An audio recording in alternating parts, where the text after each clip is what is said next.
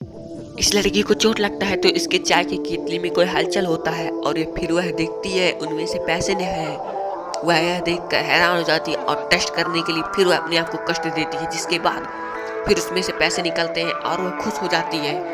अपने को कष्ट देने लगती है और पैसे निकालती है और बार बार अपने आप को कष्ट देने लगती है। उसका पति घर पर आ जाता है और वह खून और हथौड़ा देखकर हैरान हो जाता है और उसके कमरे के जाता है और वह लेटी थी। वह दौड़कर उसके पास और पूछता है यह सब कैसे हो गया। फिर उसे पूरी बात बताती है और उसे ढकेल देती है।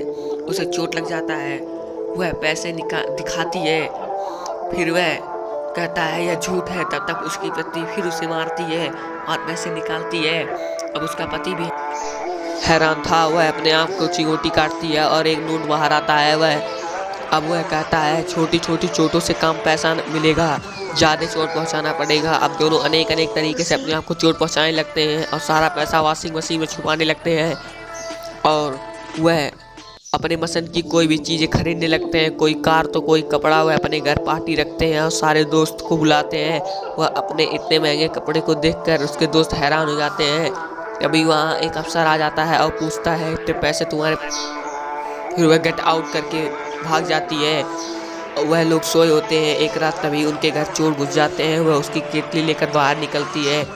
वह केतली मांगने लगते हैं। उनमें मारपीट होने लगती है, जिसके कारण वह उसकी केतली लड़की के हाथ से छूट कर गिरता है और एक चोर उसे उठा लेता है। वह कैसे भी करके अपना केतली बचा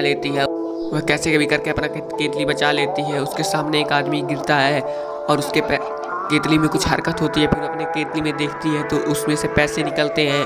फिर वह देखकर वह खुश हो जाती है कि इससे अपने आप को नहीं, सबको चोट पहुंचा कर मुझे पैसे मिलेंगे। इसलिए वह बॉक्सिंग में चली जाती है। वहाँ से वह पैसे निकालती है।